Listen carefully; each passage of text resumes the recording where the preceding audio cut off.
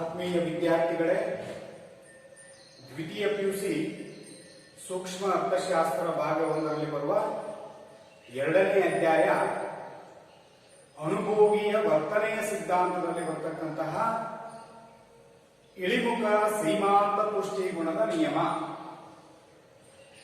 ಇಲ್ಲಿ ಇಳಿಮುಖ ಸೀಮಾಂತ ತುಷ್ಟಿಗುಣದ ನಿಯಮವನ್ನ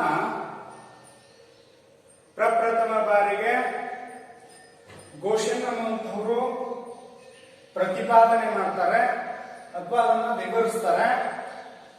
ನಂತರ ಅದನ್ನು ಅಭಿವೃದ್ಧಿಪಡಿಸಿರ್ತಕ್ಕಂಥ ಕೀರ್ತಿ ಪ್ರೊಫೆಸರ್ ಆಲ್ಫ್ರೆಡ್ ಮಾರ್ಷಲ್ ಅವರಿಗೆ ಸಲ್ಲುತ್ತೆ. ಈ ಇಳಿಮುಖ ಸೀಮಾಂತ ತುಷ್ಟಿಗುಣದ ನಿಯಮ ಮಾನವನ ಬಯಕೆಗಳು ಅಪರಿಮಿತವಾಗಿದ್ದು ಎಲ್ಲಾ ಬಯಕೆಗಳನ್ನ ತೃಪ್ತಿಪಡಿಸಲು ಸಾಧ್ಯವಿಲ್ಲ. ಆದರೆ ಕೆಲವು ಬಯಕೆಗಳನ್ನ ಸಂಪೂರ್ಣವಾಗಿ ತೃಪ್ತಿಪಡಿಸಬಹುದು ಎಂಬುದರ ಆಧಾರದ ಮೇಲೆ ಈ ನಿಯಮವನ್ನು ಪ್ರತಿಪಾದಿಸಿದ. ಅಂದ್ರೆ ನಿರಂತರವಾಗಿ ಕೆಲಸಗಳನ್ನು ನಿರ್ವಹಣೆ ಮಾಡೋದ್ರಿಂದ ಆಯಾಸ ಆಗುತ್ತೆ, ದಣಿವಾಗುತ್ತೆ, ಅಥವಾ ಸುಮಧುರವಾದ ಸಂಗೀತವನ್ನ ನಿರಂತರವಾಗಿ ಆಲನೆ ಮಾಡೋದ್ರಿಂದ ಕಿವಿಗಳು ಕಿವುಡಾಗ್ತವೆ. ಅಂದ್ರೆ ಅರ್ಥ ಏನು?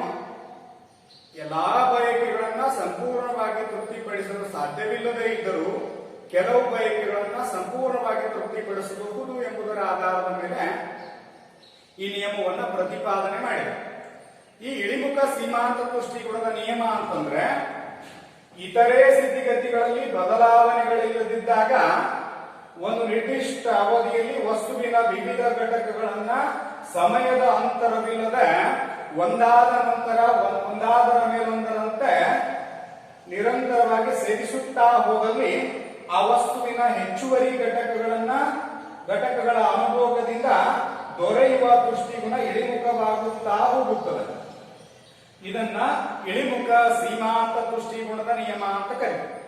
ಅಂದ್ರೆ ಒಂದು ವಸ್ತುವಿನ ಘಟಕಗಳನ್ನ ಒಂದಾದ ನಂತರ ಒಂದರಂತೆ ನಿರಂತರವಾಗಿ ಅನುಭೋಗಿಸುತ್ತಾ ಹೋದಂತೆ ಅದರ ಮೇಲಿನ ಒಲವೇನ ಹಾಕೋತ್ ಬರ್ತದ, ಕಡಿಮೆ ಹಾಕೋತ್ ಬರ್ತದ ಅನ್ನುವಂಥ ಅಂಶವನ್ನ ಇದು ತಿಳಿಸ್ತದೆ.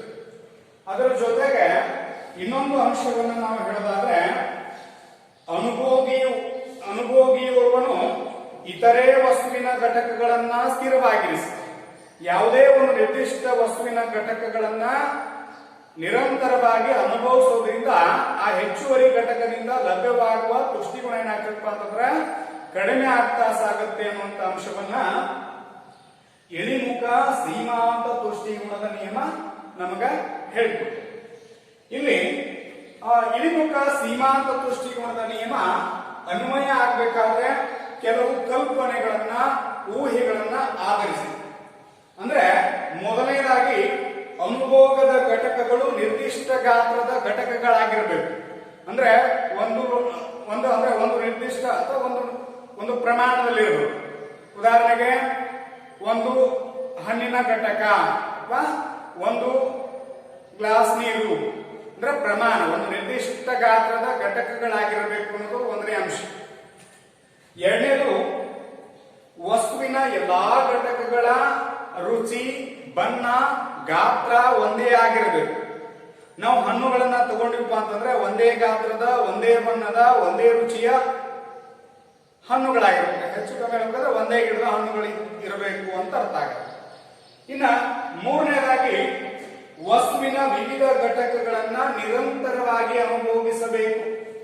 ಅಂದ್ರೆ ವಸ್ತುವನ್ನ ಅನುಭೋಗ ಮಾಡುವಂತ ಅದನ್ನ ಅನುಭೋಗ ಅಂದ್ರೆ ಸರಕು ಸೇವೆಗಳನ್ನ ಕೊಂಡು ಬಳಸ್ತಕ್ಕಂಥ ಕ್ರಿಯೆ ಅನುಭೋಗ ಅಂತ ಹೇಳಿದ್ವಿ.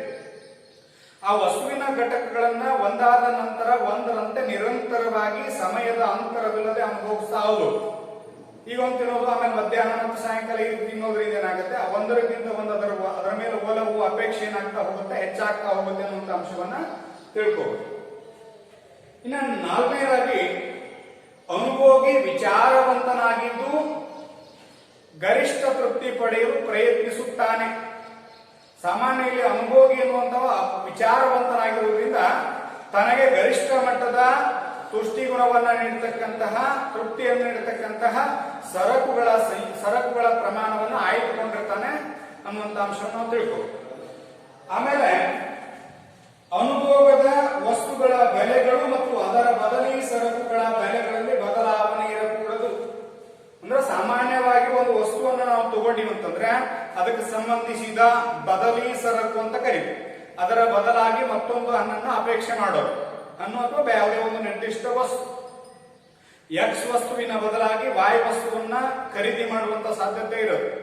ಬದಲಿ ವಸ್ತುಗಳಂದ್ರೆ ಒಂದರ ಬದಲಾಗಿ ಒಂದು ನಿರ್ದಿಷ್ಟ ಬಯಕೆಯನ್ನು ತೃಪ್ತಿಪಡಿಸಲಿಕ್ಕೆ ಒಂದರ ಬದಲಾಗಿ ಮತ್ತೊಂದನ್ನ ಬಳಸುವಂತಿದ್ದರೆ ಅದನ್ನ ನಾವೇನಂತ ಕರಿತೀವಿ, ಬದಲಿ ಸರಕು ಅಂತ ಕರಿತೀವಿ.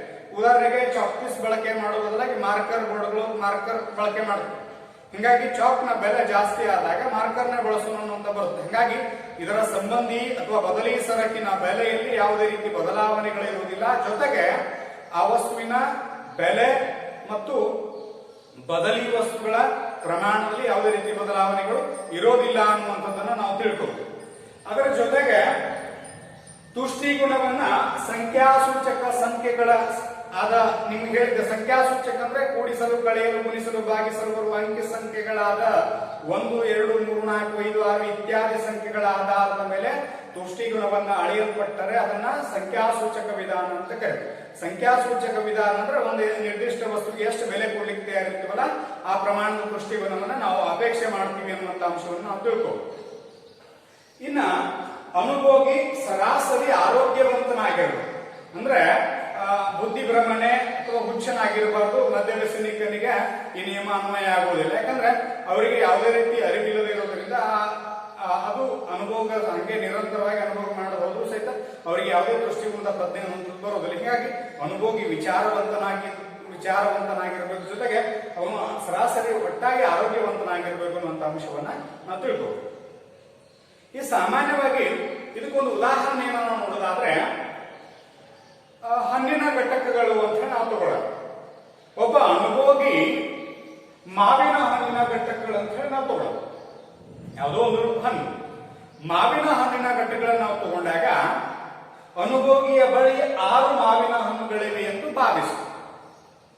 6 ಮಾವಿನ ಹಣ್ಣುಗಳಿದ್ದಂತ ಸಂದರ್ಭದೊಳಗ ಆತ ಯಾರೇ ಹೋಗಿ ಮಾರುಕಟ್ಟೆಗೆ ನಾವು ಪ್ರವೇಶ ಮಾಡಿದಾಗ ಮಾರುಕಟ್ಟೆಯೊಳಗೆ ಒಂದೇ ತಗೊಳ್ಳೋರಿದ್ರು ಅಂತಂದ್ರ 10 ರೂಪಾಯಿ ಅಂತ ಹೇಳ್ತಾರೆ. ಅಥವಾ ನಾವು 2 ತಗೊಳ್ಳೋರಿದ್ವಿ ಅಥವಾ 4 ತಗೊಳ್ಳೋರಿದ್ವಿ, ಕಡಿಮೆ ಬೆಲೆ ಮಾಡಿ ಕೊಡ್ರಿ ಅಂತ. ಕಾರಣ ಇಷ್ಟೇ, ಹೆಚ್ಚುಕೊಂಡಂತೆ ಅದರ ಮೇಲಿನ ಒಲವು ಅಪೇಕ್ಷೆ ಕಡಿಮೆ ಆಗುವುದರಿಂದ ಅದರ ತುಷ್ಟಿಗುಣ ಕಡಿಮೆ ಆಗುತ್ತೆ. ಹಿಂಗಾಗಿ ಕಡಿಮೆ ಬೆಲೆಗೆ ಬೇಡ್ತೀವಿ. ಮಾರುಕಟ್ಟೆ ಒಳಗ ಯಾವುದೇ ಒಂದು ಸೊಪ್ಪನ್ನ ಖರೀದಿ ಮಾಡುವಾಗ ಒಂದು 10 ರೂಪಾಯಿ ಒಂದು ಸೂಡು ಇರ್ತದೆ. ನಾವೇನ್ ಮಾಡ್ತೀವಿ, 15 ರೂಪಾಯಿ ಕೊಡ್ತೀವಿ, 2 ಸೂಡು ಕೊಡ್ರಿ ಅಂತೀವಿ. ಕಾರಣ ಏನು, ಹೆಚ್ಚುವರಿ ಘಟಕವನ್ನ ಖರೀದಿಸಿದಂತೆ ಅದರ ಮೇಲಿನ ಅಪೇಕ್ಷೆ ಒಲವು ಕಡಿಮೆ ಆಗೋದ್ರಿಂದ ಅದನ್ನ ಕಡಿಮೆ ಬೆಲೆಗೆ ನಾವೇನ್ ಮಾಡ್ತೀವಿ ಅಂತಂದ್ರೆ ಮಾರುಕಟ್ಟೆ ಒಳಗೆ ಕೇಳ್ತೀವಿ. ಹಂಗ ವಸ್ತುವಿನ ಹೆಚ್ಚುವರಿ ಘಟಕವನ್ನ ಅನುಭವಿಸುವುದರಿಂದ ಅದರ ಮೇಲಿನ ಅಪೇಕ್ಷೆ ಅಥವಾ ಒಲವುಗಳೇನು ಕಡಿಮೆ ಆಗತ್ತಲ್ಲ, ಅದನ್ನೇ ಒಂದು ಉದಾಹರಣೆ ಮುಖಾಂತರ ತಗೊಂಡ. ಇಲ್ಲಿ ಒಬ್ಬ ಅನುಭೋಗಿ ಸೇಬು ಹಣ್ಣಿನ ಅಥವಾ ಮಾವಿನ ಹಣ್ಣಿನ ಘಟಕಗಳಿವೆ ಎಂದು ಭಾವಿಸು. ಅವನ ಹತ್ರ 6 ಮಾವಿನ ಹಣ್ಣುಗಳಿವೆ ಎಂದು ಭಾವಿಸು. ಹೌದಾ? ಇಲ್ಲಿ ಅನುಸೂಚಿ ಒಳಗ ಅನುಭೋಗಿಸಿದ ಹಣ್ಣುಗಳ ಸಂಖ್ಯೆ, ಒಟ್ಟು ತುಷ್ಟಿಗುಣ ಮತ್ತು ಸೀಮಾಂತ ತುಷ್ಟಿಗುಣ ಅಂತ ಕೊಟ್ಟಿದೆ. ಒಟ್ಟು ತುಷ್ಟಿಗುಣ ಅಂತಂದ್ರೆ ಒಂದು ನಿರ್ದಿಷ್ಟ ವಸ್ತುವಿನ ಘಟಕಗಳ ಅನುಭೋಗದಿಂದ ಲಭ್ಯವಾಗುವಂತಹ ತುಷ್ಟಿಗುಣವನ್ನ ಒಟ್ಟು ತುಷ್ಟಿಗುಣ ಅಂತ ಹೇಳಿ ಕರೆದಿದ್ವಿ. ಸೀಮಾಂತ ತುಷ್ಟಿಗುಣ ಅಂತಂದ್ರೆ ಒಂದು ಹೆಚ್ಚುವರಿ ಘಟಕವನ್ನ ಅನುಭವಿಸುವುದರಿಂದ ಅದರಿಂದ ಲಭ್ಯವಾಗುವಂತಹ ತುಷ್ಟಿಗುಣ. ಆಮೇಲೆ ಟಿಯು ಸೂತ್ರ ಏನಿದ್ರಿ, ಸಿಗ್ಮಾ MU = TU ಅಂತ ಹೇಳಿದ್ವಿ. ಸೀಮಾಂತ ತುಷ್ಟಿಗುಣ MUN = TUN - TUN - 1 ಅಂತ ಹೇಳಿ ಮೊದಲಿನ ತರಗತಿಯನ್ನು ನಾವು ಚರ್ಚೆ ಮಾಡಿದ್ವಿ. ಈಗ ಮೊದಲನೇ ಹಣ್ಣಿನ ಘಟಕವನ್ನ ಅನುಭವಿಸೋದ್ರಿಂದ, ಮೊದಲನೇ ಹಣ್ಣನ್ನ ಖರೀದಿ ಮಾಡೋದ್ರಿಂದ ಆತನಿಗೆ ಹಣ್ಣು ತಿನ್ನಬೇಕು ಅನಿಸಿರ್ತದ, ಅವಾಗ ಅದನ್ನ ಹೆಚ್ಚು ಬೆಲೆ ಕೊಟ್ಟು ಖರೀದಿ ಮಾಡ್ತಾನೆ. ಅದರಿಂದ ಸಿಗ್ತಕ್ಕಂಥ ತುಷ್ಟಿಗುಣ ಏನಿರ್ತದ ಹೆಚ್ಚಾಗಿರುತ್ತೆ. ಮೊದಲನೇ ಹಣ್ಣಿನಿಂದ ಸಿಕ್ಕಿರುವಂತಹ ತುಷ್ಟಿಗುಣ 12ರಷ್ಟು. ಸೀಮಾಂತ ತುಷ್ಟಿಗುಣ ಅಂದ್ರೆ ಹೆಚ್ಚುವರಿ, ಅದು ಒಂದೇ ಸೇವಿಸಿ ಅದರಿಂದ ಎಷ್ಟು ಸಿಕ್ತು ಅನ್ನುವಂಥದ್ದನ್ನ ಸೀಮಾಂತ ತುಷ್ಟಿಗುಣ ಅಂತ ಕರೀತೀವಿ. ಹೀಗಾಗಿ 12ರಷ್ಟು ಸಿಕ್ಕಿದೆ. ಹೀಗಾಗಿ ಒಟ್ಟು ತುಷ್ಟಿಗುಣನು 12. ಯಾಕಂದ್ರೆ ಸೀಮಾಂತ ತುಷ್ಟಿಗುಣದ ಒಟ್ಟು ಮೊತ್ತವೇ ಒಟ್ಟು ತುಷ್ಟಿಗುಣ. ಅಂದ್ರೆ ಒಂದೇ ಸೇವಿಸಿದ್ವಿ ಅಂತಂದ್ರೆ ಅದರಿಂದ ಸಿಕ್ಕಿರುವಂತಹ ಸೀಮಾಂತ ತುಷ್ಟಿಗುಣವೇ ಒಟ್ಟು ತುಷ್ಟಿಗುಣ ಆಗಿರ್ತದೆ ಅನ್ನುವಂಥ ಅಂಶವನ್ನು ನಾವು ತಿಳ್ಕೊ. ಇನ್ನು ಎರಡನೇ ಘಟಕವನ್ನ ಅನುಭವಿಸೋದ್ರಿಂದ ಆತನಿಗೆ ದೊರೆಯುವಂತ ತುಷ್ಟಿಗುಣ ಕಡಿಮೆ ಆಗ್ತದೆ. ಅದರ ಮೇಲೆ ಈಗಾಗಲೇ ತಿಂದಿರ್ತಾನ, ಅದನ್ನ ಅನುಭವಿಸಿರ್ತಾನೆ, ಅದರದ ಅಪೇಕ್ಷೆ, ಅದರ ಮೇಲೆ ಒಲವು ಕಡಿಮೆ ಆಗಿರುತ್ತೆ. ಹಿಂಗಾಗಿ ಅದರಿಂದ ಸಿಗುವಂತ ತುಷ್ಟಿಗುಣ ಏನಿಸ್ತದ ಕಡಿಮೆ ಅನಿಸ್ತದೆ. ಹಿಂಗಾಗಿ 6ರಷ್ಟು ಬರುತ್ತೆ. ಇದು ಇಷ್ಟ ಯಾಕೆ ಬಂತು ಅನ್ನೋದಕ್ಕಿಂತ ಆಯಾ ವ್ಯಕ್ತಿಯ ಮಾನಸಿಕ ಅಂಶ ಆಗಿರೋದ್ರಿಂದ ವ್ಯಕ್ತಿಗೆ ಹೆಚ್ಚು ಕೊಡಬಹುದು, ಕಡಿಮೆನೂ ಕೊಡಬಹುದು. ಒಬ್ಬ ವ್ಯಕ್ತಿಯನ್ನು ನಾವು ತಗೊಂಡ್ರೆ ಅವನಿಗೆ ಸಿಕ್ಕಿರುವಂತ ತುಷ್ಟಿಗುಣವನ್ನು ಅಳತೆ ಮಾಡ್ತಾ ಇದ್ದೀವಿ. ಅಂದ್ರೆ ಎರಡನೇ ಹಣ್ಣಿನ ಘಟಕದಿಂದ ಸಿಕ್ಕಿರುವಂತಹ ಸೀಮಾಂತ ತುಷ್ಟಿಗುಣ 6 ಘಟಕಗಳಷ್ಟು ಅಂತ ಹೇಳಿ ಭಾವಿಸೋದು. ಇನ್ನು ಮೂರನೇ ಹಣ್ಣನ್ನು ಅನುಭವಿಸಿದ್ರಿಂದ ಮತ್ತು ಒಲವು ಕಡಿಮೆ ಆಗಿರ್ತದ 4 ಘಟಕಗಳಷ್ಟು ತುಷ್ಟಿಗುಣ ಸಿಗ್ತದೆ. ಇನ್ನು 4ನೇ ಹಣ್ಣನ್ನು ಅನುಭವಿಸೋದ್ರಿಂದ ಅದರ ಮೇಲೆ ಮತ್ತು ಅಪೇಕ್ಷೆ ಒಲವು ಕಡಿಮೆ ಆಗಿರೋದ್ರಿಂದ ಅದರಿಂದ ಸಿಗುವಂತ ತುಷ್ಟಿಗುಣ 2 ಘಟಕಗಳಷ್ಟಾಗಿದೆ. ಹಿಂಗಾಗಿ ಅನುಭೋಗಿ ಸಂತೃಪ್ತನಾಗಿದ್ದಾನೆ, ಅವನಿಗೆ ಹೆಚ್ಚುವರಿ ಘಟಕವನ್ನ ಅಪೇಕ್ಷೆ ಪಡ್ತಕ್ಕಂತ ಇಚ್ಛೆ ಇಲ್ಲ. ಆದ್ರೂ ಸಹಿತ ಅನಿವಾರ್ಯವಾಗಿ ಒಂದು 5ರಿಂದ 5ನೇ ಘಟಕವನ್ನ ಮುಂದುವರಿಸಿದ ಅಂತಂದ್ರೆ, ಸೇವಿಸಿ ನಿರಂತರವಾಗಿ ಅನುಭೋಗಿಸಿದಪ್ಪ ಅಂತಂದ್ರೆ ಅದರಿಂದ ಸಿಗುವಂತ ಸೀಮಾಂತ ತುಷ್ಟಿಗುಣ ಶೂನ್ಯವಾಗಿರ್ತದ ಅನ್ನುವಂತ ಅಂಶವನ್ನ ನಾವು ತಿಳ್ಕೊಬೇಕು. ಅದಕ್ಕೂ ಮೀರಿ ಸಾಮಾನ್ಯವಾಗಿ ಹೇಳ್ತಿರ್ತಾರೆ, ಇನ್ನೊಂದು ತಿನ್ನೋಣ, 10 ರೂಪಾಯಿ ಕೊಡ್ತಾನೆ, 20 ರೂಪಾಯಿ ಕೊಡ್ತಾನೆ, ಜಿದ್ ಹಾಕ್ತಾರೆ. ಅಂದ್ರೆ ಅರ್ಥ ಏನು, ಒಂದು ವಸ್ತುವಿನ ಅದರಿಂದ ಅವನಿಗೆ ಸಿಗುವಂತ ಎಲ್ಲಾ ತುಷ್ಟಿಗುಣದ ಮಟ್ಟವನ್ನ ಮೀರಿದ್ರಾಗಲೂ ಕೂಡ ವ್ಯಕ್ತಿ ಅನುಭೋಗವನ್ನ ಮುಂದುವರಿಸಿದ ಅಂತಂದ್ರೆ 6ನೇ ಹಣ್ಣಿನ ಘಟಕದಿಂದ ಸಿಗುವಂತ ತುಷ್ಟಿಗುಣ ಶೂನ್ಯ ಆಗ್ತದ. ಅದು ಯಾವುದೇ ರೀತಿ ಮೂಲದೊಳಗೆ ಏನಾಗತ್ತಪ್ಪ ಅಂತಂದ್ರೆ ತುಷ್ಟಿಗುಣದ ನಷ್ಟ ಆಗತ್ತೆ. ಅಂದ್ರೆ ಅದನ್ನ ತಿದ್ದೆಲ್ಲ ಏನ್ ಮಾಡ್ತಾನಪ್ಪ ಅಂತಂದ್ರೆ ಹೊರ ಹಾಕುವಂತ ಸಾಧ್ಯತೆ ಇರ್ತದೆ. ಅಂದ್ರೆ ಸೀಮಾಂತ ತುಷ್ಟಿಗುಣ ಏನಾಗ್ತದಪ್ಪ ಅಂತಂದ್ರೆ ನಷ್ಟ ಆಗ್ತದ ಅನ್ನುವಂತ ಅಂಶವನ್ನ ನಾವು ತಿಳ್ಕೋಬಹುದು.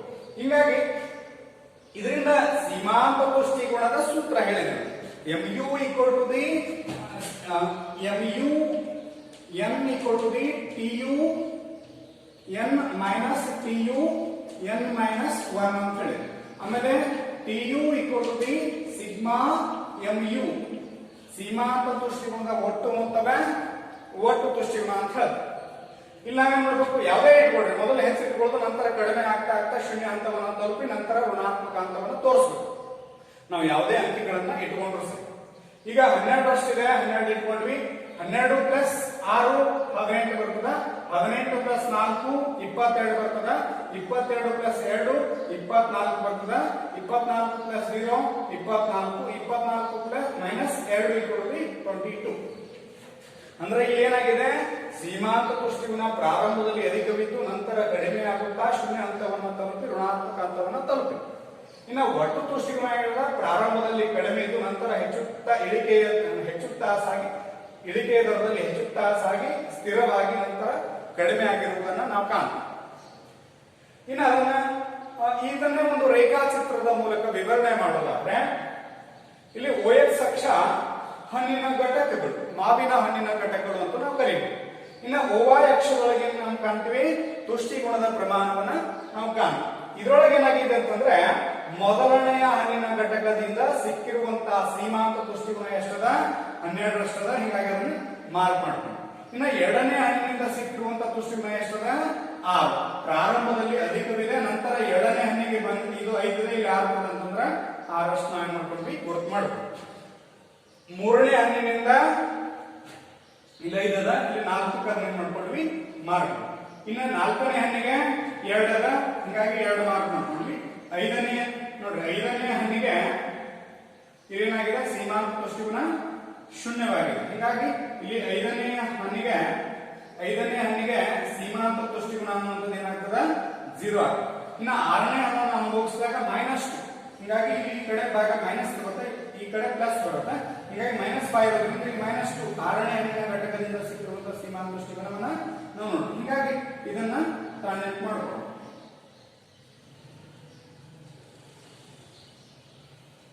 ಇದು ನಾವೇನಂತ ಕರಿತೀವಿ, ಮಾರ್ಜಿನಲ್ ಯುಟಿಲಿಟಿ, ಸೀಮಾಂತ ತುಷ್ಟಿಗುಣದ ರೇಖೆ ಅಂತ ಹೇಳಿ ನಾವು ಕರಿತೀವಿ. ಇನ್ನು ಒಟ್ಟು ತುಷ್ಟಿಗುಣವನ್ನು ನಾವು ನೋಡಬಹುದು. ಪ್ರಾರಂಭದಲ್ಲಿ 1ನೇ ಘಟಕದಿದ್ದಾಗ 12ರಷ್ಟು ಇದೆ, ಆ ಮೂಲಕ ಇಲ್ಲಿ ಗುರುತು ಮಾಡ್ಕೊಂಡು. 2ನೇ ಘಟಕವನ್ನ ಅನುಭವಿಸಿದ್ರಿಂದ ಆವಾಗ ಒಟ್ಟು ತುಷ್ಟಿಗುಣ ಎಷ್ಟಾಗಿದೆ, 18ರಷ್ಟು. ಹೀಗಾಗಿ ಇಲ್ಲಿ 18 ಅಂತ ಹೇಳಿ ಮಾರ್ಕ್ ಮಾಡ್ಕೊಂಡು ಅದಕ್ಕೆ ಅದನ್ನ ಕೂಡಿಸ್ಬೋದು. ಇನ್ನ 3ನೇ ಹಣ್ಣಿನಿಂದ ಎಷ್ಟು ಸಿಕ್ಕದ, 22ರಷ್ಟು. ಇಲ್ಲಿ 3ನೇ ಹಣ್ಣಿನ ಘಟಕದಿಂದ ಇಲ್ಲಿ 20 ಅದ, 22 ಅಂದ್ರೆ ಇಲ್ಲಿ ಇಷ್ಟು ಬರುತ್ತೆ. ಇನ್ನು 4ನೇ ಹಣ್ಣಿನ ಘಟಕದಿಂದ ಸಿಕ್ಕಿರುವಂತಹ ಒಟ್ಟು ತುಷ್ಟಿಗುಣ ಎಷ್ಟದ 24 ಅದ. ಹಿಂಗಾಗಿ ಮಾರ್ಕ್ ಮಾಡ್ಕೊಂಡು ಇನ್ನು 5ನೇ ಹಣ್ಣಿನಿಂದ ಸಿಕ್ಕಿರುವಂತಹ ಒಟ್ಟು ತುಷ್ಟಿಗುಣ 24 ಅದ. ಇಲ್ಲಿ ಸಮನಾಗಿದೆ ಅದಾ ಒಟ್ಟು ತುಷ್ಟಿಗುಣ ಏನಿದೆ 24 ಸಮನಾಗಿದೆ. ಇನ್ನು 6ನೇ ಹಣ್ಣಿನಿಂದ ಸಿಕ್ಕಿರುವಂತಹ ತುಷ್ಟಿಗುಣ 22 ಅದ. ಇಲ್ಲಿ 6ನೇ ಹಣ್ಣಿನಿಂದ ಸಿಕ್ಕಿರುವಂತಹ ತುಷ್ಟಿಗುಣ ಏನಾಗಿದೆ ಅಂತಂದ್ರೆ ಕಡಿಮೆ ಆಗಿದೆ. ಇದಕ್ಕೆ ಟೋಟಲ್ ಯುಟಿಲಿಟಿ ಅಂತ ಕರೀತೀವಿ. TU ಮೀನ್ಸ್ ಒಟ್ಟು ತುಷ್ಟಿಗುಣದ ರೇಖೆಯಾಗಿದೆ ಅಂತ ಹೇಳಿ ನಾವು ಹೇಳಬಹುದು.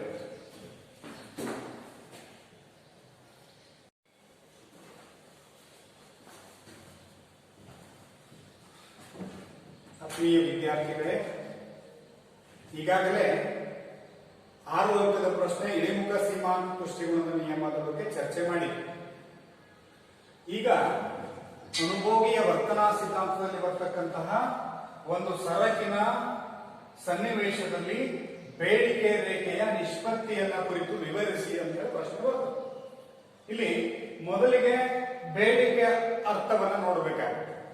ಸಾಮಾನ್ಯವಾಗಿ ಬಯಕೆಗೂ ಬೇಡಿಕೆಗೂ ವ್ಯತ್ಯಾಸ ಇದೆ. ಬಯಕೆ ಅಂದ್ರೆ ಆಸೆ. ಸಾಮಾನ್ಯವಾಗಿ ಯಾವುದೇ ಒಂದು ವಸ್ತುವನ್ನು ಬಯಸ್ತಕ್ಕಂಥದ್ದು ಅದು ಆಸೆ ಆಗುತ್ತೆ. ಆದ್ರೆ ಬಯಕೆ ಬೇಡಿಕೆ ಆಗಬೇಕಾದ್ರೆ ಅಲ್ಲಿ ನಿರ್ದಿಷ್ಟ ಸಮಯದಲ್ಲಿ ನಿರ್ದಿಷ್ಟ ಬೆಲೆ ಮತ್ತು ಆದಾಯದಲ್ಲಿ ಕೊಂಡುಕೊಳ್ಳುವ ಸರಕಿನ ಪ್ರಮಾಣ.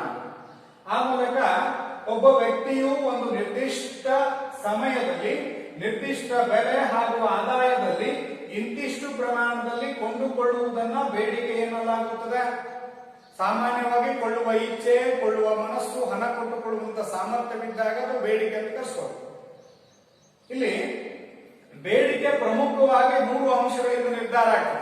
ಯಾವುದು? ವಸ್ತುವಿನ ಬೆಲೆ, ನಿರ್ದಿಷ್ಟ ಅವಧಿ ಮತ್ತು ಸರಕಿನ ಬೇಡಿಕೆಯ ಪ್ರಮಾಣವನ್ನು ಆಧರಿಸಿ ಬೇಡಿಕೆ ಪ್ರಮುಖವಾಗಿ ನಿರ್ಧರಿಸಲ್ಪಡುತ್ತೆ. ಅದರ ಜೊತೆಗೆ ಬೇಡಿಕೆಯನ್ನು ನಿರ್ಧರಿಸತಕ್ಕಂತಹ ಇತರೆ ಅಂಶಗಳನ್ನು ನಾವು ನೋಡೋದಾದ್ರೆ ಬೇಡಿಕೆಯಲ್ಲಿ ಹೆಚ್ಚು ಕಡಿಮೆ ಆಗಲಿಕ್ಕೆ ಕಾರಣವಾಗುವ ಅಂಶಗಳನ್ನು ನಾವೇನಂತ ಕರಿತೀವಿ? ಬೇಡಿಕೆಯನ್ನ ನಿರ್ಧರಿಸುವ ಅಂಶಗಳು ಅಂತ ಕರೀತೀವಿ. ಅದರೊಳಗೆ ಮೊದಲನೇದಾಗಿ ಇತರೆ ವಸ್ತುಗಳ ಬೆಲೆಗಳ ಪ್ರಮಾಣ. ಸಾಮಾನ್ಯವಾಗಿ ಇತರೆ ವಸ್ತುಗಳಂದ್ರೆ ಅದಕ್ಕೆ ಸಂಬಂಧಿ ಸರಕಿನ ಬೆಲೆಯಲ್ಲಾಗುವ ಬದಲಾವಣೆಯಿಂದ ಬೇಡಿಕೆಯ ಪ್ರಮಾಣದಲ್ಲಿ ಬದಲಾವಣೆ ಆಗುತ್ತೆ. ಚಹಾದ ಬೆಲೆ ಸ್ಥಿರವಾಗಿದ್ದು ಕಾಫಿಯ ಬೆಲೆ ಅಥವಾ ಕಾಫಿಯ ಬೆಲೆ ಸ್ಥಿರವಾಗಿದ್ದು ಚಹಾದ ಬೆಲೆ ಹೆಚ್ಚಾದರೆ ಜನ ಏನ್ ಮಾಡ್ತಾರೆ? ಚಹಾ ಕುಡಿಯುವ ಬದಲಾಗಿ ಕಾಫಿಯನ್ನೇ ಕುಡಿತಾರೆ. ಉದಾಹರಣೆಗೆ ಚಹಾದ ಬೆಲೆ 5 ರೂಪಾಯಿ ಇದೆ ಎಂದು ಭಾವಿಸಿ, ಕಾಫಿಯ ಬೆಲೆ 10 ರೂಪಾಯಿ ಇದೆ ಎಂದಾಗ ಚಹಾದ ಬೆಲೆ 8ಕ್ಕೆ ಏರಿಸಿದಾಗ ಜನ ಕಾಫಿಯ ಬೆಲೆಯಲ್ಲಿ ಯಾವುದೇ ರೀತಿ ಬದಲಾವಣೆ ಇಲ್ಲದಿದ್ದಾಗ 12 ರೂಪಾಯಿಗೆ ಏನ್ ಮಾಡೋದಪ್ಪ ಅಂತ ಹೇಳಿ ಕಾಫಿನೇ ಕುಡಿತಾರೆ. ಹೀಗಾಗಿ ಸಂಬಂಧಿ ಸರಕಿನ ಬೆಲೆಯು ನೋಡ್ರಿ ಇತರೆ ವಸ್ತುಗಳ ಬೆಲೆಯ ಪ್ರಮಾಣವು ಸಹಿತ ಬೇಡಿಕೆಯನ್ನ ಹೆಚ್ಚು ಕಡಿಮೆ ಮಾಡತಕ್ಕಂತ ಅಂಶ ಆಗಿರುತ್ತೆ. ಇನ್ನ ಎರಡನೇದಾಗಿ ಅನುಭೋಗಿಗಳ ಆದಾಯ. ಸಾಮಾನ್ಯವಾಗಿ ಸರಕು ಸೇವೆಗಳನ್ನ ಕೊಂಡು ಬಳಸುವವ ಅನುಭೋಗಿ. ಹಾಗಾಗಿ ಅವನ ಆದಾಯದಲ್ಲಿ ಹೆಚ್ಚಾದಂತೆ ಏನ್ ಮಾಡ್ತಂತ ಅಂತಂದ್ರೆ ಆತನ ಕೊಳ್ಳುವ ಸಾಮರ್ಥ್ಯ ಜಾಸ್ತಿ ಆಗ್ತದ. ಈಗ ಒಬ್ಬ ಪಾರ್ಟ್ ಟೈಮ್ ಉಪನ್ಯಾಸಕ ಇರುವಂತ ಸನ್ನಿವೇಶದೊಳಗೆ ಅವನ ಖರ್ಚು ವೆಚ್ಚಗಳು ಬೇರೆ ಇರ್ತವೆ. ಪೂರ್ಣಕಾಲಿಕ ಉಪನ್ಯಾಸಕನಾಗಿ ಕಾರ್ಯನಿರ್ವಹಿಸುವಂತ ಸಂದರ್ಭ ಅದಕ್ಕೆ ತಕ್ಕಂಗ ಅವನೇನ್ ಮಾಡ್ಬೇಕಾಗತ್ತೆ? ಖರ್ಚು ವೆಚ್ಚಗಳನ್ನು ನಿಭಾಯಿಸಿಕೊಂಡು ಹೋಗ್ಬೇಕಾಗುತ್ತೆ. ಹೀಗಾಗಿ ಅನುಭೋಗಿಯ ಆದಾಯ ಹೆಚ್ಚಾದಂತೆ ಆತನ ಬೇಡಿಕೆಯ ಪ್ರಮಾಣ ಹೆಚ್ಚಾಗುತ್ತೆ. ಅನುಭೋಗಿ ಆದಾಯದಲ್ಲಿ ಕಡಿಮೆ ಆದಂತೆ ಆತನ ಬೇಡಿಕೆಯ ಪ್ರಮಾಣದಲ್ಲಿ ಕಡಿಮೆ ಆಗುತ್ತೆ ಅನ್ನೋ ಅಂಶವನ್ನು ನಾವು ತಿಳ್ಕೋಬಹುದು. ಅದರ ಜೊತೆಗೆ ಅನುಭೋಗಿಯ ಆಯ್ಕೆ ಮತ್ತು ಅಭಿರುಚಿಗಳಲ್ಲಿ ಬದಲಾವಣೆ. ಸಾಮಾನ್ಯವಾಗಿ ವ್ಯಕ್ತಿಗಳ ಅನುಭೋಗಿಯ ಆಯ್ಕೆ ಏನಿದೆ ಮತ್ತು ಅಭಿರುಚಿಗಳಲ್ಲಿ ಏನು ಬದಲಾವಣೆ ಆಗತ್ತೆ? ಅನುಭೋಗಿಯ ಆಯ್ಕೆ ಯಾವುದನ್ನ ಮಾಡ್ತಾನೆ ಅನ್ನೋದರ ಆಧಾರದ ಮೇಲೆ ಆ ವಸ್ತುವಿನ ಬೇಡಿಕೆ ಜಾಸ್ತಿ ಆಗುತ್ತೆ. ಈಗ ಸಾಮಾನ್ಯವಾಗಿ ಫ್ಯಾಷನ್ಗಳಲ್ಲಿ ಬದಲಾವಣೆ ಅಥವಾ ಅಭಿರುಚಿಗಳಲ್ಲಿ ಆಗ್ತಕ್ಕಂಥ ಬದಲಾವಣೆ ಏನ್ ಮಾಡ್ತಪ್ಪ ಅಂದ್ರೆ ವ್ಯಕ್ತಿಯ ಆಯ್ಕೆಯನ್ನು ಬದಲಾವಣೆ ಮಾಡೋದು. ಹೌದಾ? ಸಾಮಾನ್ಯವಾಗಿ ಬದಲಾವಣೆಗೆ ಕಾಲಕ್ಕೆ ತಕ್ಕಂತೆ ಆಯ್ಕೆಗಳಲ್ಲಿ ಬದಲಾವಣೆಗಳು ಆಗ್ತವೆ. ಆ ಸಂದರ್ಭದೊಳಗೆ ಆಯ್ಕೆಯ ಜೊತೆಗೆ ಅವನ ಅಭಿರುಚಿ, ವ್ಯಕ್ತಿ ಏನನ್ನ ಬಯಸ್ತಾನೆ ಅನ್ನುವಂಥದ್ದನ್ನ ಆಧರಿಸಿ ಅನುಭೋಗ ನಿರ್ಧಾರ ಆಗುತ್ತೆ. ಸಾಮಾನ್ಯವಾಗಿ ಒಂದು ಬೈಕ್ 70 ರಿಂದ 75 ಮೈಲೇಜ್ ಕೊಡ್ತಕ್ಕಂಥ ಬೈಕ್ ಇತ್ತಪ್ಪ ಅಂತಂದ್ರೆ ಅವನಿಗೆ 120 ಮೈಲೇಜ್ ಕೊಡ್ತಕ್ಕಂಥ ಬೈಕಿದ್ದಾಗ ಅದನ್ನ ಆಯ್ಕೆ ಮಾಡ್ಕೊಳ್ತಾನೆ. ಅವಾಗ ಆತನ ಅಭಿರುಚಿ ಮತ್ತು ಆಯ್ಕೆ ಅನುಭೋಗದ ಮಟ್ಟವನ್ನು ನಿರ್ಧಾರ ಮಾಡುತ್ತೆ. ಆ ಮೂಲಕ ಬೇಡಿಕೆಯ ಪ್ರಮಾಣದಲ್ಲಿ ಹೆಚ್ಚು ಕಡಿಮೆ ಆಗ್ತಕ್ಕಂಥದ್ದನ್ನು ನಾವು ಕಾಣುತ್ತೆ. ಇನ್ನ ಭವಿಷ್ಯದಲ್ಲಿನ ಬೆಲೆಯ ಪ್ರಮಾಣ. ಭವಿಷ್ಯ ಅಂತಂದ್ರೆ ಮುಂದೆ ಮುಂದೆ ಬೆಲೆಗಳು ಹೆಚ್ಚಾಗಬಹುದೆಂದು ಈಗಲೇ ಖರೀದಿ ಮಾಡಿ, ಮುಂದೆ ಬೆಲೆಗಳು ಕಡಿಮೆ ಆಗಬಹುದೆಂದು ಈಗಲೇ ಮಾರಾಟ ಮಾಡಿ. ಸಾಮಾನ್ಯವಾಗಿ ಪೆಟ್ರೋಲ್ನ ಬೆಲೆ ನಾಳೆ 10 ರೂಪಾಯಿ ಹೆಚ್ಚಾಗುವ ಸಾಧ್ಯತೆ ಇದೆ ಅಂತಂದ್ರೆ, ನಾಳೆ ಹೆಚ್ಚಾಗುವ ಸಾಧ್ಯತೆ ಅಂದಾಗ ಪೆಟ್ರೋಲ್ ಮಾಲೀಕರು ಏನ್ ಮಾಡ್ತಾರೆ, ಕೆಲವೊಂದು ಜನ ಇವತ್ತಿನ ದಿನ ಅದನ್ನ ಏನ್ ಮಾಡ್ತಾರೆ, ಮಾರಾಟ ಮಾಡ್ಲಿಕ್ಕೆ ಹೋಗೋದಿಲ್ಲ, ಏನೋ ಮಷೀನ್ ರಿಪೇರಿ ಇದೆ ಅಂತ ಹೇಳ್ತಾರೆ. ಅವಾಗ ಮಾರಾಟವಾಗದೇ ಇದ್ರೆ ಅವಾಗ ಏನಾಗುತ್ತೆ, ಮಾರಾಟವಾಗದೇ ಇರುವಂತಹ ಸನ್ನಿವೇಶದಾಗ ನಾಳೆ ಬೆಲೆ ಹೆಚ್ಚಾಗುವ ಸಾಧ್ಯತೆ, ಲಾಭ ಹೆಚ್ಚಳವಾಗುವ ಸಾಧ್ಯತೆ. ಅಥವಾ ಅಂಗಡಿಯ ಮಾಲೀಕರು ಏನ್ ಮಾಡ್ತಾರೆ, ಕಡಿಮೆ ಬೆಲೆ ಇದ್ದಾಗ ಖರೀದಿ ಮಾಡಿರ್ತಾರೆ, ನಾಳೆ ಬೆಲೆ ಹೆಚ್ಚಾಗುವ ಸಾಧ್ಯತೆ ಇದೆ ಅಂತಂದ್ರೆ ಅದನ್ನ ಏನ್ ಮಾಡ್ತಾರೆ, ಇಲ್ಲ ಅಂದ್ರೆ ನಾಳಿನ ಬೆಲೆಗೆ ಮಾರಾಟ ಮಾಡುವ ಸಾಧ್ಯತೆಗಳು ಇರುತ್ತೆ. ಹೀಗಾಗಿ ಬೆಲೆ, ಭವಿಷ್ಯದಲ್ಲಿನ ಬೆಲೆ, ಮುಂದೆ ಬೆಲೆಗಳು ಇಳಿಯಬಹುದೆಂದು ಈಗ ಖರೀದಿ ಮಾಡದೇ ಇರುತ್ತೆ.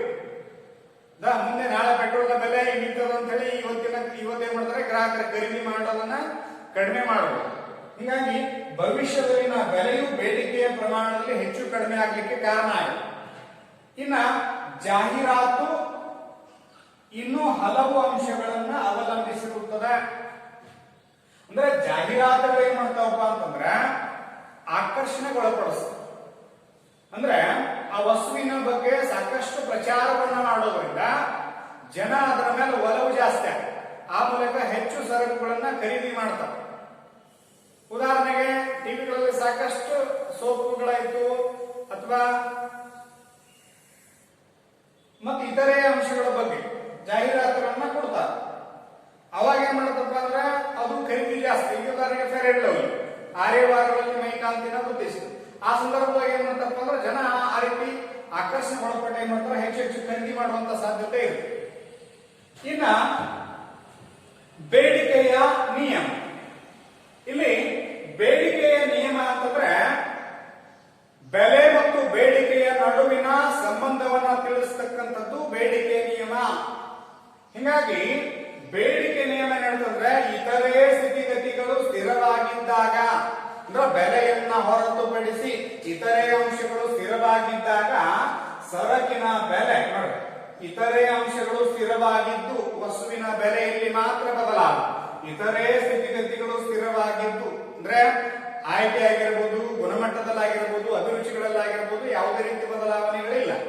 ಇತರೆ ಅಂಶಗಳು ಸ್ಥಿರವಾಗಿದ್ದಾಗ ಸರಕಿನ ಬೆಲೆ ಹೆಚ್ಚಾದಾಗ ಸರಕಿನ ಬೇಡಿಕೆಯ ಪ್ರಮಾಣ ಕಡಿಮೆಯಾಗುತ್ತದೆ. ಸಾಮಾನ್ಯವಾಗಿ ವಸ್ತುವಿನ ಬೆಲೆ ಹೆಚ್ಚಾಯ್ತಪ್ಪ ಅಂತಂದ್ರೆ ಆ ಮೂಲಕ ಬೇಡಿಕೆಯ ಪ್ರಮಾಣ ಏನಾಗ್ತದ, ಕಡಿಮೆ ಆಗ್ತದೆ ಅನ್ನೋ ಅಂಶವನ್ನ ನೋಡಿದ್ವಿ. ಇನ್ನ ಸರಕಿನ ಬೆಲೆ ಕಡಿಮೆ ಆದಾಗ ಅಂದ್ರೆ ಸಾಮಾನ್ಯವಾಗಿ ವಸ್ತುವಿನ ಬೆಲೆ ಕಡಿಮೆ ಆಯ್ತಪ್ಪ ಅಂದ್ರ ಬೇಡಿಕೆಯ ಪ್ರಮಾಣ ಹೆಚ್ಚಾಗುತ್ತೆ ಅಂತಂದ್ರೆ ಬೆಲೆ ಕಡಿಮೆ ಆದಾಗ ಸರಕಿನ ಬೇಡಿಕೆ ಅಧಿಕವಾಗುತ್ತದೆ. ಹೀಗಾಗಿ ಬೆಲೆ ಮತ್ತು ಬೇಡಿಕೆಯ ನಡುವೆ ವಿರುದ್ಧ ಸಂಬಂಧವಿರುತ್ತದೆ. ನಾವೇ ಮಾರುಕಟ್ಟೆಯನ್ನ ಪ್ರವೇಶ ಮಾಡಿದಂತ ಸಂದರ್ಭದೊಳಗ ವಸ್ತುವಿನ ಬೆಲೆ ಕಡಿಮೆ ಇತ್ತಪ್ಪ ಅಂತಂದ್ರೆ ಹೆಚ್ಚು ಖರೀದಿ ಮಾಡಿ, ವಸ್ತುವಿನ ಬೆಲೆ ಹೆಚ್ಚಿತ್ತಪ್ಪ ಅಂತಂದ್ರೆ ಕಡಿಮೆ ಖರೀದಿ ಮಾಡಿ. ನಾವು ಹೆಚ್ಚು ಬೆಲೆ ಇದ್ದನ್ನ ಕಡಿಮೆ ಮಾರಾಕತ್ತಾರ ಅಂತಂದ್ರೆ ಮತ್ತಷ್ಟು ಖರೀದಿ ಮಾಡ್ತೀವಿ. ಆ ಮೂಲಕ ಬೆಲೆ ಕಡಿಮೆ ಇದ್ದಾಗ ಹೆಚ್ಚು ಖರೀದಿ, ಬೆಲೆ ಹೆಚ್ಚಾದಾಗ ಬೇಡಿಕೆಯ ಪ್ರಮಾಣ ಕಡಿಮೆ ಇರ್ತದೆ, ಬೆಲೆ ಕಡಿಮೆ ಆದಾಗ ಬೇಡಿಕೆಯ ಪ್ರಮಾಣ ಜಾಸ್ತಿ. ಅದನ್ನ ಒಂದು ಪಟ್ಟಿಯ ಮೂಲಕ ಅನುಸೂಚಿಯ ಮುಖಾಂತರ ನಾವು ನೋಡೋದಾದ್ರೆ, ಮಾರುಕಟ್ಟೆಯಲ್ಲಿ ಎಕ್ಸ್ ಅನ್ನುವಂಥದ್ದು ಒಂದು ವಸ್ತು. ಆ ಎಕ್ಸ್ ವಸ್ತುವಿನ ಬೆಲೆ 10 ರೂಪಾಯಿ, 20 ರೂಪಾಯಿ, 30, 40. ಅಂದ್ರೆ ಬೇರೆ ಬೇರೆ ಬೆಲೆಗಳಲ್ಲಿ ಅನುಭೋಗಿ ಕೊಂಡುಕೊಳ್ಳುವ ಪ್ರಮಾಣವನ್ನು ನೋಡ್ತೀವಿ. ಸಾಮಾನ್ಯವಾಗಿ ಬೆಲೆ ಕಡಿಮೆ ಇದ್ದಾಗ ಅಂದ್ರೆ ಬೆಲೆ 10ರಷ್ಟಿದೆ, ಅವಾಗ ಬೇಡಿಕೆಯ ಪ್ರಮಾಣ 55ರಷ್ಟಿದೆ. ಬೆಲೆ ಹೆಚ್ಚುತ್ತಾ ಹೋದಂತೆ ಬೇಡಿಕೆಯ ಪ್ರಮಾಣ ಕಡಿಮೆಯಾಗಿದೆ 30ರಷ್ಟು. ಆಮೇಲೆ 30 ರೂಪಾಯಿದಷ್ಟು ಬೆಲೆ ಇದ್ದಾಗ 15ರಷ್ಟು, 40 ರೂಪಾಯಿದಷ್ಟು ಬೆಲೆ ಇದ್ದಾಗ 5ರಷ್ಟು. ಅಂದ್ರೆ ಇಲ್ಲಿ ಅರ್ಥ ಏನು, ಬೆಲೆ ಕಡಿಮೆ ಇದ್ದಾಗ ಬೇಡಿಕೆಯ ಪ್ರಮಾಣ ಹೆಚ್ಚಾಗಿದೆ, ಬೆಲೆ ಹೆಚ್ಚಾದಾಗ ಬೇಡಿಕೆಯ ಪ್ರಮಾಣ ಕಡಿಮೆ ಇದೆ. ಬೆಲೆ ಮತ್ತು ಬೇಡಿಕೆಯ ನಡುವೆ ವಿರುದ್ಧ ಸಂಬಂಧವನ್ನ ಹೊಂದಿದೆ. ಅಂದ್ರೆ ಮಾರುಕಟ್ಟೆಯಲ್ಲಿ ಒಂದು ವಸ್ತುವಿನ ಬೆಲೆ 10 ರೂಪಾಯಿ ಇದ್ದಾಗ, ಎಕ್ಸ್ ವಸ್ತುವಿನ ಬೆಲೆ 10 ರಷ್ಟಿದ್ದಾಗ ಅವೇನ್ ಮಾಡ್ತಾನಪ್ಪ ಅಂದ್ರೆ 55 ಘಟಕಗಳಷ್ಟು ಬೇಡಿಕೆಯನ್ನ ಓಡ. ಇನ್ನು 20 ರೂಪಾಯಿ ಆದಾಗ 30 ಘಟಕಗಳಷ್ಟು ಖರೀದಿ ಮಾಡಿ. 30 ರೂಪಾಯಿ ಇದ್ದಾಗ 15 ಘಟಕಗಳಷ್ಟು ಖರೀದಿ ಮಾಡಿ. 40 ರೂಪಾಯಿದಷ್ಟಿದ್ದಾಗ 5 ಘಟಕಗಳನ್ನ ಮಾತ್ರ ಖರೀದಿ ಮಾಡಿ. ಇಲ್ಲಿ ಬೆಲೆ ಮತ್ತು ಬೇಡಿಕೆಯ ನಡುವಿನ ವಿರುದ್ಧ ಸಂಬಂಧವನ್ನು ನಾವು ನೋಡೋದು. ಅದರ ಜೊತೆಗೆ ಈ ಬೆಲೆ ಬೇಡಿಕೆಯ ನಡುವಿನ ಸಂಬಂಧವನ್ನ ಒಂದು ರೇಖಾಚಿತ್ರದ ಮೂಲಕ ನೋಡಿದಾಗ OX ಅಕ್ಷ ಬೇಡಿಕೆಯ ಪ್ರಮಾಣವನ್ನ, OY ಅಕ್ಷ ಬೆಲೆಯ ಮಟ್ಟವನ್ನ ಸೂಚಿಸುತ್ತದೆ. ಸಾಮಾನ್ಯವಾಗಿ ಬೆಲೆ ಎಷ್ಟಿದೆ ಇಲ್ಲಿ? 10, 20, 30, 40. ಯಾಕೆ 10, 20, 30, 40, 50 ಅಂತ ಬರ್ಕೊಂಡು. ಹೀಗಾಗಿ 10 ರೂಪಾಯಿ ಬೆಲೆಯಲ್ಲಿ ಎಷ್ಟದ? 10 ರೂಪಾಯಿ ಬೆಲೆಯಲ್ಲಿ 50, ಇಲ್ಲಿ 40 ಇದೆ ಅಂತಂದ್ರ ಓಕೆ, ಇಲ್ಲಿ 50 ನೋಡ್ರಿ, 50, 55, ಇಲ್ಲಿ 50 ಇದೆ ಅನ್ಕೊಳ್ಳೋಣ, ಹೌದಾ? 40, then 50, then 55. ಇಲ್ಲಿ ಬೆಲೆ 50ರಷ್ಟಿದ್ದಾಗ ಬೇಡಿಕೆಯ ಪ್ರಮಾಣ ಏನಂತಂದ್ರೆ 55 ಘಟಕಗಳಷ್ಟದ. ಹೀಗಾಗಿ ಬೆಲೆ 55ರಷ್ಟಂದ್ರೆ ಇಲ್ಲಿ 50 ಇರ್ತದ, ಆ ಮೂಲಕ ಇಲ್ಲಿ 55 ಅಂತ ಅನ್ಕೊಳ್ಳೋದು. ಇನ್ನ ಬೆಲೆ 20ರಷ್ಟಿದ್ದಾಗ 30 ಘಟಕಗಳಷ್ಟು ಬೇಡಿಕೆ, ಅಂದ್ರೆ ಬೆಲೆ 20 ಇದೆ ಆವಾಗ 30ರಷ್ಟು ಬೇಡಿಕೆ ಇದೆ. ಆಮೇಲೆ ಬೆಲೆ 30 ಇದೆ ಆಗ 15ರಷ್ಟು ಬೇಡಿಕೆ. ಬೆಲೆ 30ರಷ್ಟಿದ್ದಾಗ ಅವಾಗ ಬೇಡಿಕೆ 25 ಅಂದ್ರೆ ಇಲ್ಲಿ 15 ಇರ್ತದೆ ಅಂತ. ಬೆಲೆ 30ರಷ್ಟಿದ್ದಾಗ ಬೇಡಿಕೆ ಪ್ರಮಾಣ 15ರಷ್ಟಿದೆ. ಬೆಲೆ 40ರಷ್ಟಿದ್ದಾಗ ಬೇಡಿಕೆಯ ಪ್ರಮಾಣ ಏನದ? 5ರಷ್ಟು. ಇಲ್ಲಿ 10 ಅಂದ್ರೆ ಇಲ್ಲಿ 5 ಅಂತ ನಾವು ತಿಳ್ಕೋಬಹುದು. ಅಂದ್ರೆ ಬೆಲೆ ಮತ್ತು ಬೇಡಿಕೆಯ ನಡುವಿನ ವಿರುದ್ಧ ಸಂಬಂಧವನ್ನ ತಿಳಿಸ್ತಕ್ಕಂಥದ್ದೇ ಬೇಡಿಕೆಯ ನಿಯಮ. ಹೀಗಾಗಿ ಸಾಮಾನ್ಯವಾಗಿ ಜಾಸ್ತಿ ಬೇಡಿಕೆಯ ಪ್ರಮಾಣವು ಬೆಲೆಯ ಮಟ್ಟವನ್ನ ಅವಲಂಬಿಸಿದ. QD equal to the function of quantity of demand equal to the function of P. ಬೆಲೆ ಮತ್ತು ಬೇಡಿಕೆಯ ಪ್ರಮಾಣದ ನಡುವಿನ ಸಂಬಂಧವನ್ನು ತಿಳಿಸ್ತಕ್ಕಂಥದ್ದು ಬೇಡಿಕೆಯ ಬಿಂಬಕ ಅಥವಾ ಬೇಡಿಕೆಯ ನಿಯಮ. ಬೆಲೆ ಮತ್ತು ಬೇಡಿಕೆಯ ನಡುವಿನ ವಿರುದ್ಧ ಸಂಬಂಧವನ್ನು ತಿಳಿಸ್ತದ. ಧನ್ಯವಾದ.